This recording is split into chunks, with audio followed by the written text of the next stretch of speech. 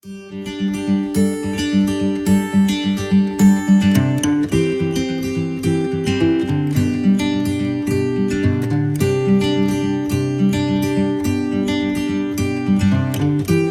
resumir, habíamos hablado un poco acerca de que la palabra crino significa juzgar, y es la palabra que se utilizaba en el Nuevo Testamento, o variantes de esa palabra, y que significaba decidir entre dos o más opciones, ¿sí? Distinguir y elegir una que era buena versus una que era mala, una que era mejor versus una que era peor, y hablamos de por qué juzgar como Dios solamente le toca juzgar, o por qué es desagradable a Dios cuando juzgamos como Jesús dice que no juzguemos. Y la primera razón era porque no es nuestro rol. La segunda razón que discutimos es que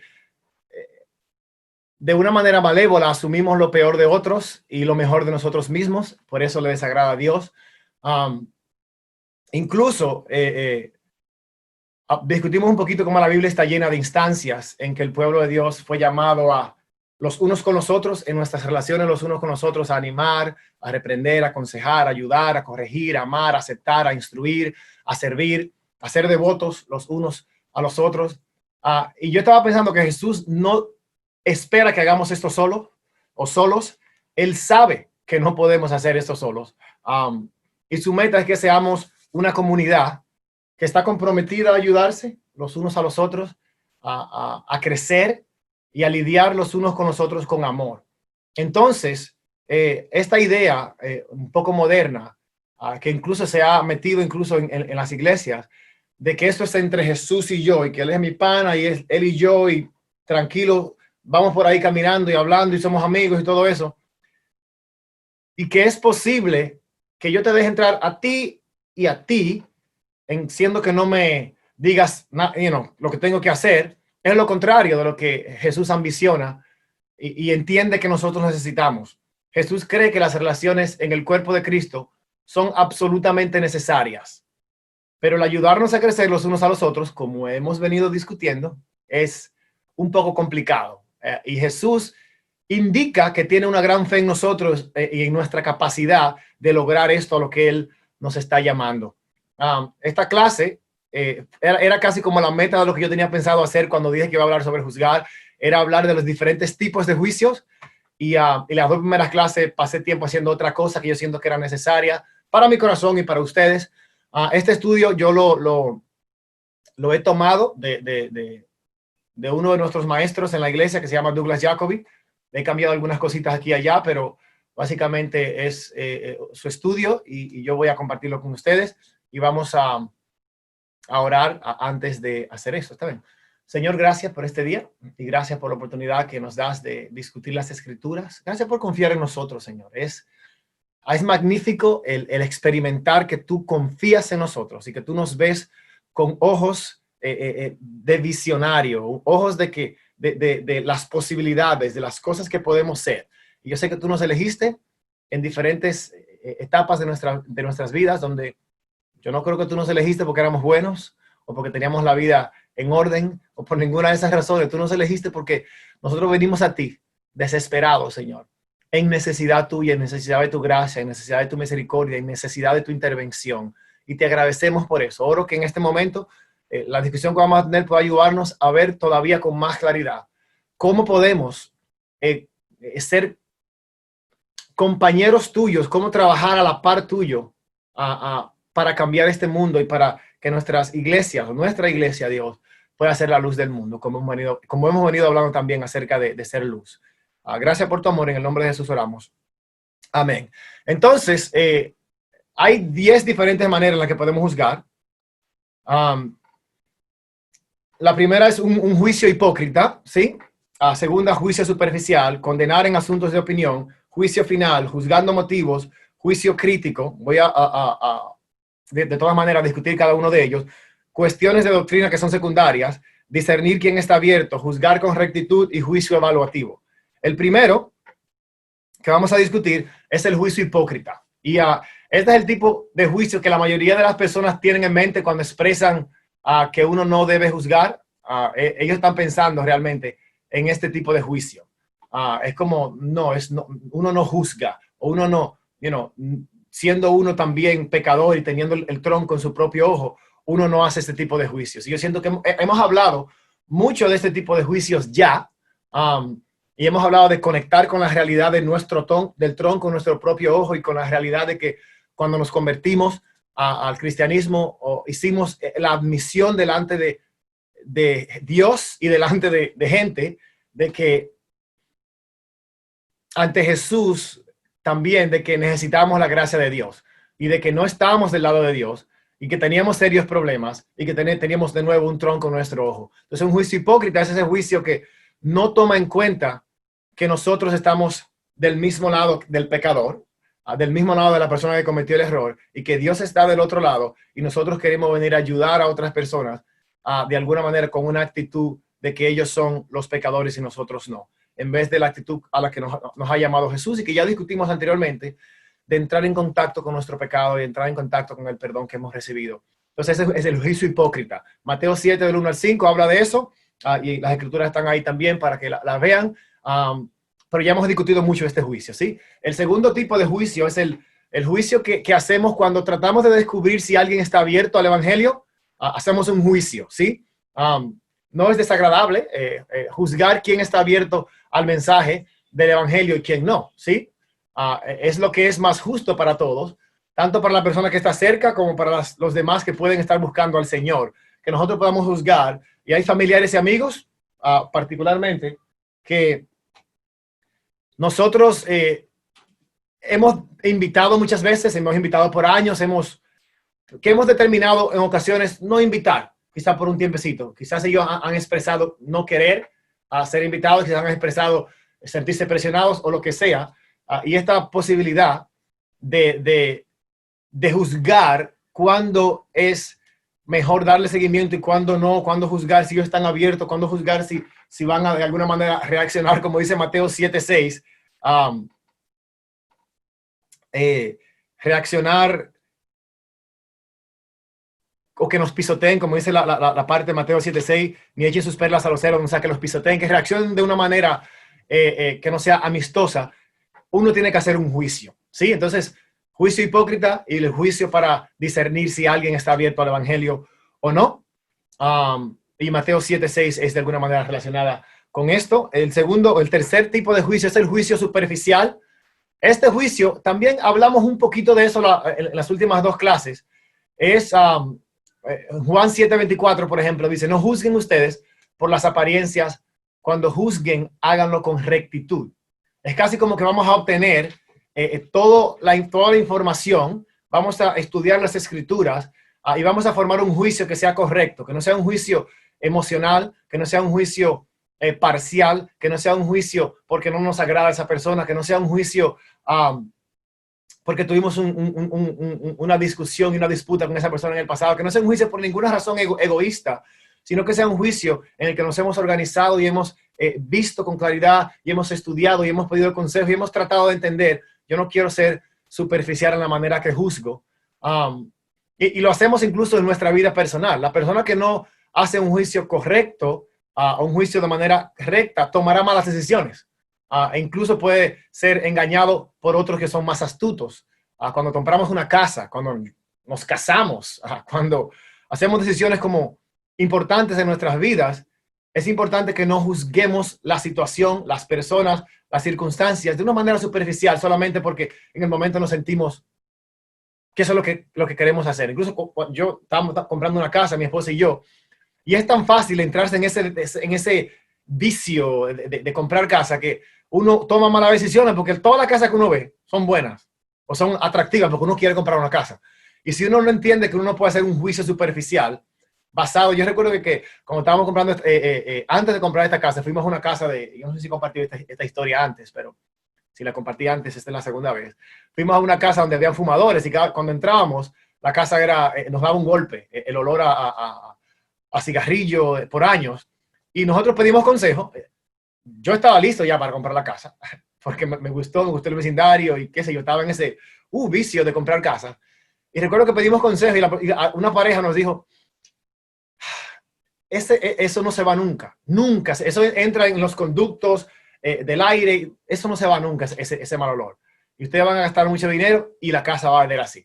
Yo recuerdo que yo me puse a pensar, después que nos metimos en esta casa incluso, yo me puse a pensar, ¿y cómo era que nosotros estábamos listos, quizás hasta más yo, para comprar esa casa? Porque mi juicio fue superficial, fue un juicio basado en emoción, fue un juicio basado en que, ya hemos estado aquí por 3 años y pico en Pensilvania, ya solo compramos una casa, y mi juicio estaba entorpecido por mis emociones. Yo siento que el libro de Proverbios nos exhorta a este tipo de sabiduría práctica, en la que no juzgamos de manera superficial. Entonces, ese es el tercer tipo de juicio.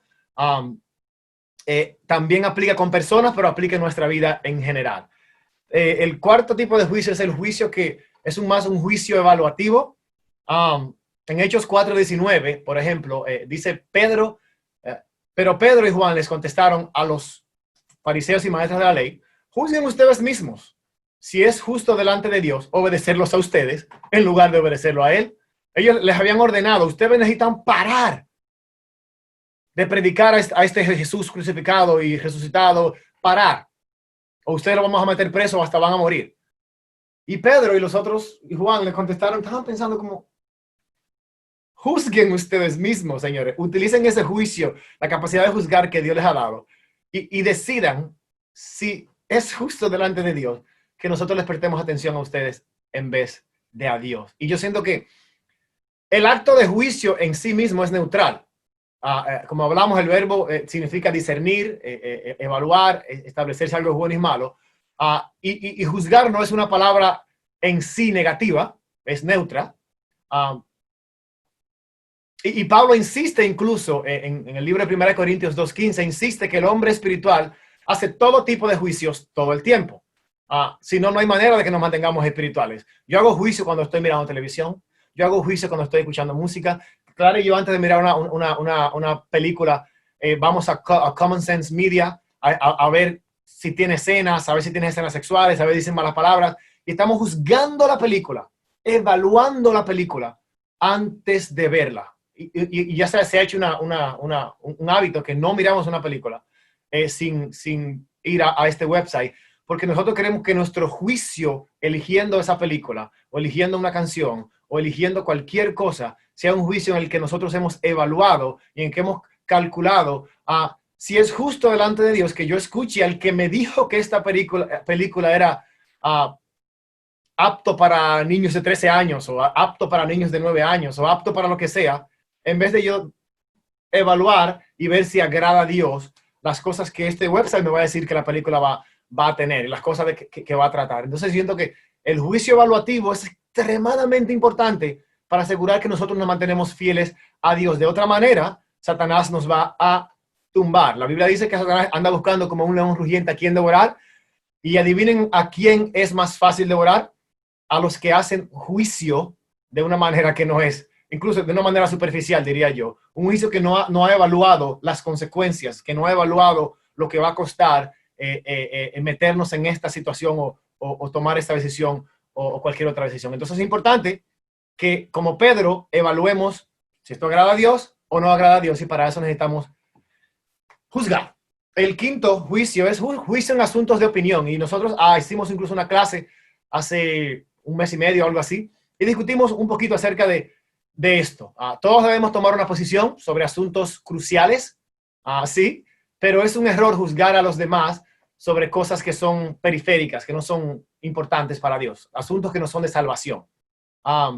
Y Pablo habla en Romanos 14, y voy a leer algunos versículos. Dice: reciban bien al que es débil en la fe y no entren en discusiones con él. De nuevo, si uno está juzgando ahí, esto no vale la pena discutir.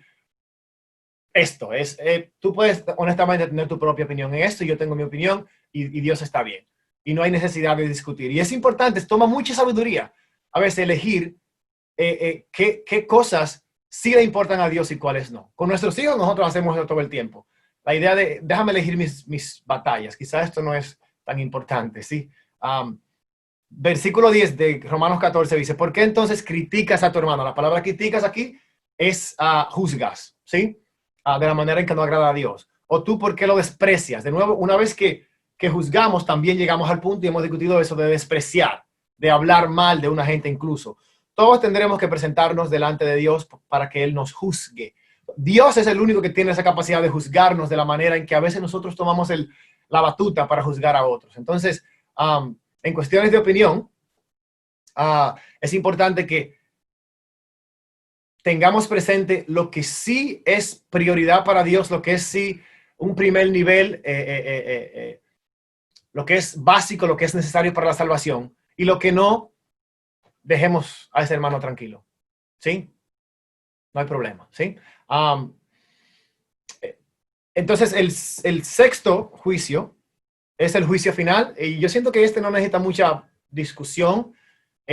Creo que claro que el juicio le toca a Dios. El mismo versículo que leímos ahorita, Romanos 14, dice: ¿por qué entonces criticas a tu hermano? ¿O tú por qué lo desprecias? Todos tendremos que presentarnos delante de Dios para que Él nos juzgue. Sí, Dios tiene esa capacidad que nosotros no tenemos de ver el presente, el futuro, el pasado. Para Él no hay tiempo. Él puede mirar nuestras vidas desde el principio hasta el final, y Él tiene la capacidad, porque Él es perfecto, porque Él nos creó, porque Él lo sabe todo, Él está en todos los lugares, de juzgarnos.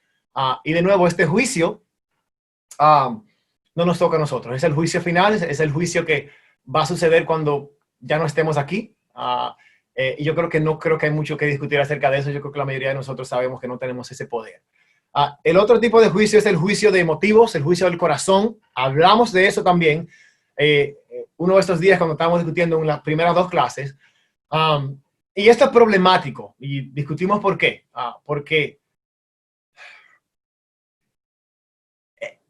la idea siquiera de que nosotros podemos adivinar lo que la gente está pensando, cuál es la motivación para lo que hizo, a mí vergüenza me da las veces que yo he hecho eso. Yo recuerdo que, incluso cuando estaba predicando sobre esto, ustedes quizás no lo notaron, pero mi corazón casi que lloro cuando estaba hablando de esto, porque yo siento como que tantas veces yo he hecho este juicio en el que yo asumo los motivos de la gente, en el que yo pretendo saber por qué la gente hizo una cosa o la otra.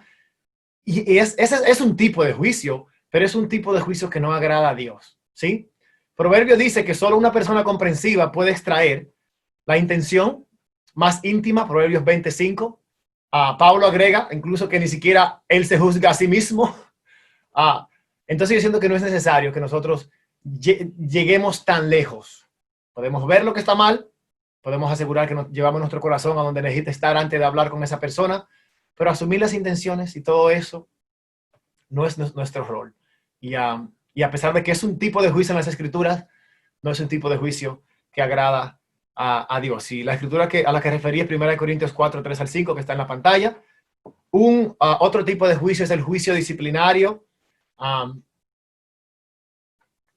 Corintios 5, 2 al 13 dice: no me toca a mí juzgar a los de afuera, Dios será quien los juzgue, pero ustedes ya están juzgando a los de adentro. Por eso quiten a ese pecador de en medio de ustedes. Y en este caso, Pablo estaba hablando de imagino que después de un proceso largo en el que amamos a esta gente, en el que perdonamos a esta gente, en el que mostramos que nosotros también teníamos un tronco en nuestro ojo, un proceso larguísimo, cuando ya no se pudo resolver nada y esta persona insistía en herir el cuerpo y insistía en vivir en su pecado, Pablo dice que necesitamos hacer un juicio y expulsar a la gente de la iglesia. Y esto, de nuevo, no es el primer paso y se espera que no sea nunca un paso. Definitivamente en ocasiones sucede porque y sucede con la mentalidad de que esta disciplina, como nosotros disciplinamos a nuestros hijos a veces, esperamos que la disciplina tenga un fruto. Sí, es que ayude a la persona a encontrar un arrepentimiento en el que conecta con lo que hizo. Entonces, cuando Pablo estaba hablando aquí de expulsar a esta persona, es con esa mentalidad, porque en 2 Corintios, capítulo 2, él anima a la iglesia misma que había expulsado a esta persona, que reciban a esta persona otra vez, que lo amen. Sí, o sea, que el propósito era un juicio disciplinario con el propósito de ayudar a esa gente de nuevo a arrepentirse y a restaurar su fe. ¿Sí? El siguiente juicio es el juicio de disputas. Este es un juicio retante porque es un juicio que ocurre generalmente en la iglesia, entre miembros de la iglesia. Pablo estaba de alguna manera discipulando a la iglesia de Corintios, le estaba diciendo en 1 Corintios 6:2, ¿acaso no saben ustedes que el pueblo santo ha de juzgar al mundo? Y de nuevo, Pablo está diciendo aquí que nosotros los cristianos habremos de juzgar al mundo. Yo no comprendo completamente qué le está queriendo decir con eso, pero yo sé que hay un juicio que le toca a Dios. Me gustaría hacer un estudio un día qué significa esto. Y si ustedes han de juzgar al mundo, ¿cómo no son capaces de juzgar estos asuntos tan pequeños? Pablo está diciendo aquí, miren, déjense de cosas, de ir donde el juez, de armarse líos, de demandarse los unos a los otros. Llamen a un hermano y resuelvan eso. ¿Sí? Él está primeramente confiando en la misma manera en que Jesús y Dios ha confiado en nosotros. Él confía en que nosotros podemos hacer esto.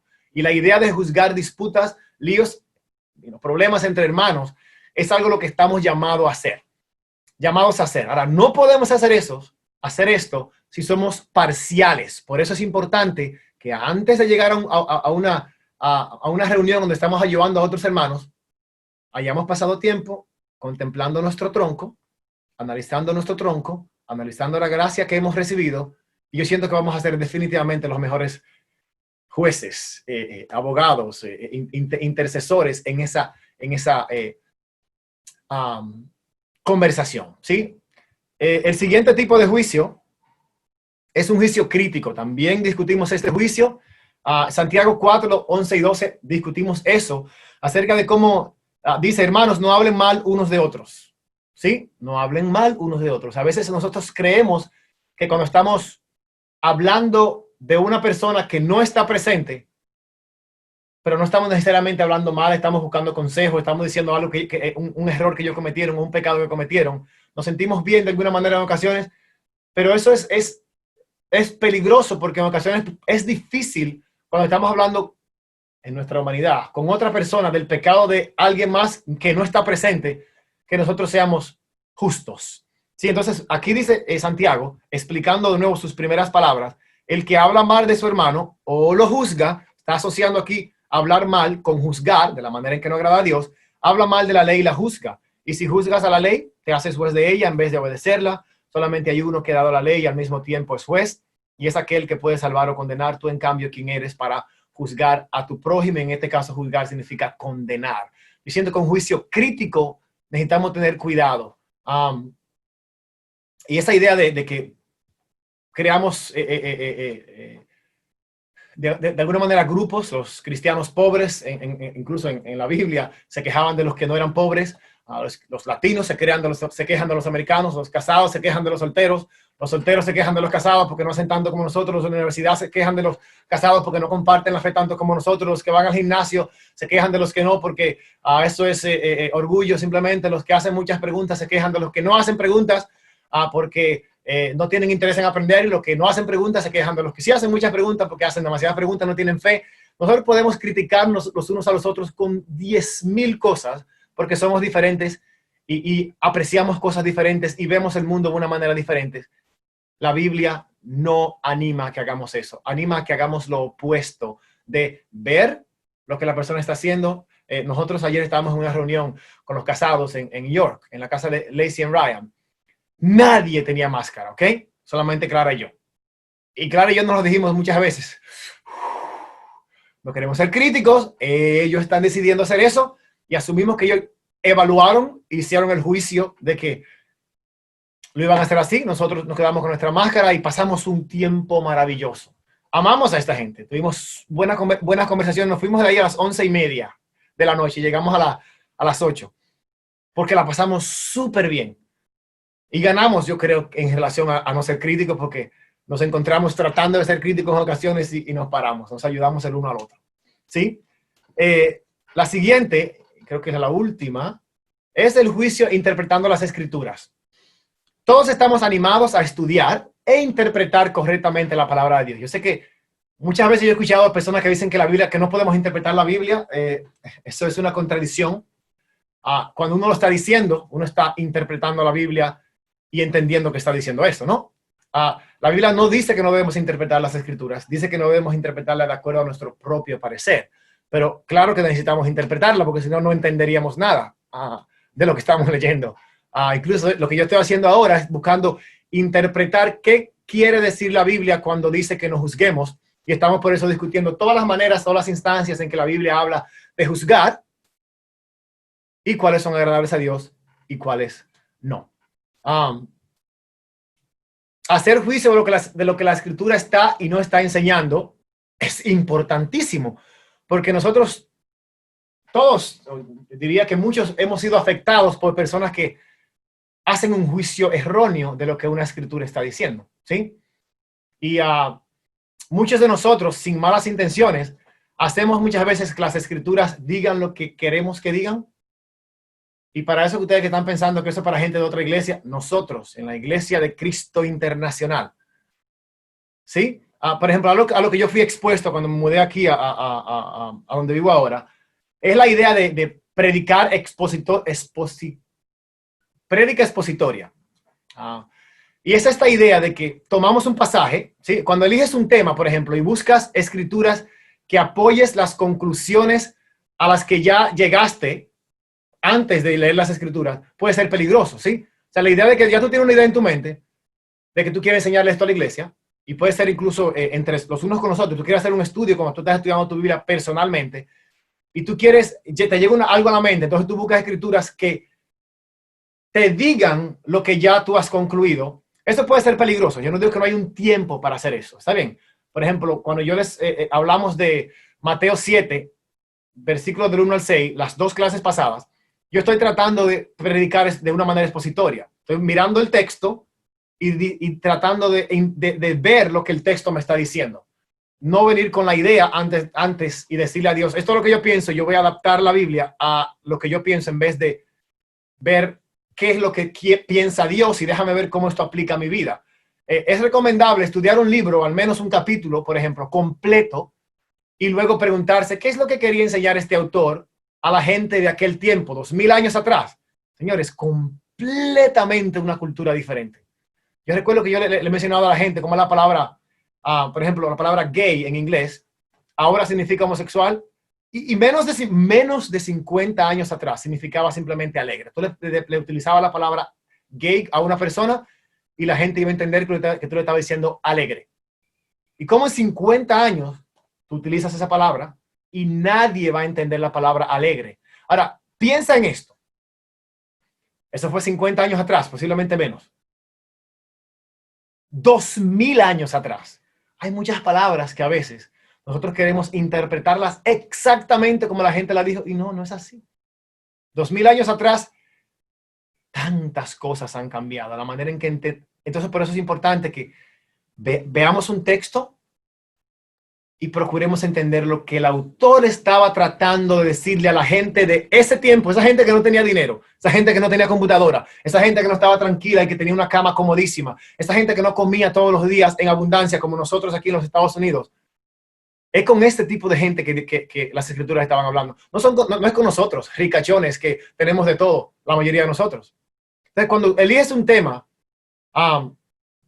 de esta manera puede ser peligroso. La escritura no puede significar ahora lo que el autor nunca tuvo la intención de que significara en aquel entonces. ¿Sí? Asumir, y de nuevo voy a relacionarlo un poquito con lo que Dios nos llama a no hacer cuando juzgamos. Asumir y llegar a conclusiones y utilizar las escrituras para lo que no fueron diseñadas. Es casi como llegar a conclusiones antes de siquiera examinar el texto. Es juzgar la Biblia en la manera en que no estamos supuestos a juzgarla. Vamos a estudiar un texto y por eso incluso hay muchas iglesias que hacen esto y es recomendable. Toman un libro y estudian ese libro, porque ahí están forzados a lidiar con el capítulo que no quieren lidiar, con ese capítulo que yo espero que lo coja en Marcos y que me dejen a mí el fácil, porque ese es, yo lo conozco más y todo el mundo habla de ese. Pero ese capítulo 8, no me gusta, ese es demasiado difícil, yo no lo entiendo. Pero cuando tenemos que lidiar con ese capítulo, personalmente, tenemos que pelear con las escrituras y buscar entenderlo y ya no es tan fácil. Ya no podemos traer necesariamente nuestra propia interpretación, sino que estamos buscando entender lo que Dios nos llama a entender. En resumen, hay formas prohibidas de hacer juicio. Uno es un juicio hipócrita, otro juicio superficial Otro, un juicio en que condenamos a otros en asuntos de opinión. El juicio final, claramente. Juzgar los motivos y un juicio crítico. Estas son formas prohibidas de hacer juicio. Y por eso es importante que nos examinemos y pensemos y veamos si esa es la manera en que estamos haciendo juicio, porque eso no le agrada a Dios. Ahora, algunos juicios que son permitidos, discernir quién está abierto y quién no a las escrituras, hacer un juicio con rectitud, un juicio en el que, de nuevo, todos los hacemos cuando nos casamos, cuando, en general, yo incluso puedo pensar cuando hacemos juicios evaluativos y evaluamos y calculamos y medimos, todos esos juicios los tenemos que hacer como cristianos, porque de otra manera no estaríamos fieles. Hacemos esto todo el tiempo para proteger nuestra fe. ¿Sí? Y otro es el juicio, de nuevo, en que evaluamos en general, que está un poquito relacionado con el juicio de hacer juicios rectos. El juicio de rectitud está relacionado también con ir a las escrituras y encontrar respuestas allí. Entonces, ahora que hemos visto de alguna manera todas las posibilidades de lo que significa juzgar, yo siento que nos da una imagen más clara de que la Biblia, cuando dice que nos juzguemos, no es algo tan limitado, ¿sí? No es como podemos interpretar juzgar de una sola manera. La palabra juzgar en nuestra cultura se utiliza generalmente de una sola manera, y es criticar. Pero la Biblia la utiliza yo estoy aquí dando 9 o 10 diferentes situaciones en las que cómo la Biblia utiliza esta palabra, pero hay más.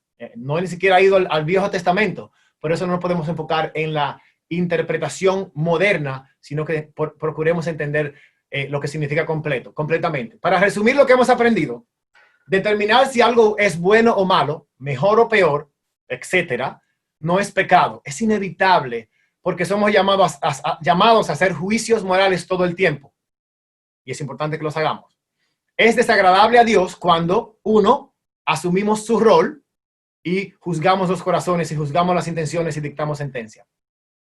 Dos, es desagradable a Dios cuando asumimos lo peor acerca de su creación. Quiero recordarles que nosotros somos creación de Dios.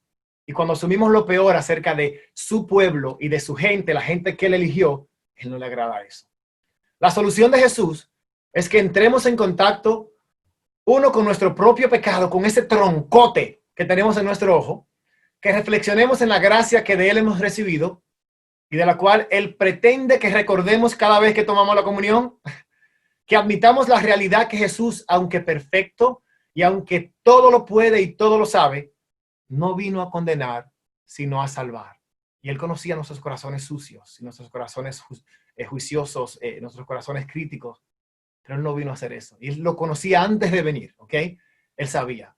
La solución es que construyamos puentes. De nuevo, otra de las soluciones de Jesús, para conectar con otros y crear comunidad. La solución es que nos abramos a ser corregidos y que tengamos siempre presente que el proceso y el estándar al que Dios nos llama, aunque indudablemente posible, es desafiante y va a tomar mucha reflexión, mucho perdón, mucha humildad, muchas lágrimas en frente de la gente, ante Dios, que al final van a dar un fruto abundante, un crecimiento abundante, y yo creo que le van a traer abundante honor a Dios. Amén.